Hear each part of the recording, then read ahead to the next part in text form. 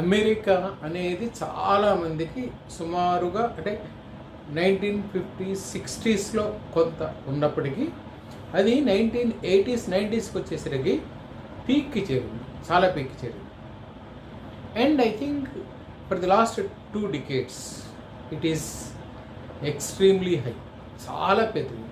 ఎంత పెరిగిందంటే తల్లిదండ్రులు పిల్లల్ని ప్రోత్సహించడమే కాదు, ఆస్తులు అమ్మి తలలు తాకట్టు పెట్టి పిల్లల్ని విదేశాలకు పంపుతున్నారు.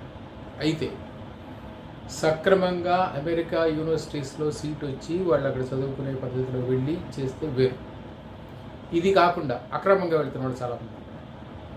Just a data by Hindu, నిన్న హిందూలో వచ్చిన ఒక డాటా సమాచారం ప్రకారం ఏంటంటే 10 ఏళ్ల క్రితం కెనడా మెక్సికో సరిహద్దులు యూజువల్గా అక్రమంగా అమెరికాలో ప్రవేశాలు ఎక్కువ అవుతుంటాయి.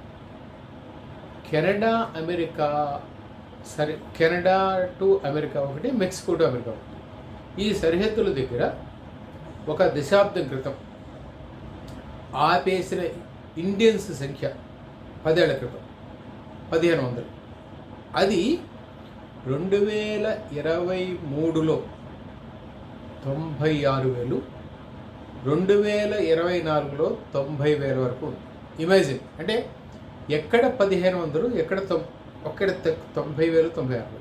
ఇమాజిన్, అంటే ది ఫిగర్స్ ఆర్ అంటే ఇండికేట్స్ ఎలాగైనా అమెరికా చేరుకోవాలి. కానీ మొన్నటి వరకు ఉన్న బైడెన్ ప్రభుత్వం వీళ్ళని చూసి చూడటం వదిలేస్తుంది. అంటే ట్రంప్ ఎన్నికల టైంలో చెప్పాడు, అంతకుముందు అతను ప్రెసిడెంట్గా ఉన్నప్పుడు కూడా చెప్పాడు, America is only for Americans. ఆ పద్ధతిలో అతను మాట్లాడుతూ వచ్చాడు. మొన్న ఎలక్షన్ టైంలో చాలా క్లియర్గా చెప్పాడు, ఇక్కడ అక్రమంగా ఉన్న వాళ్ళందరినీ పంపేస్తాము. 1.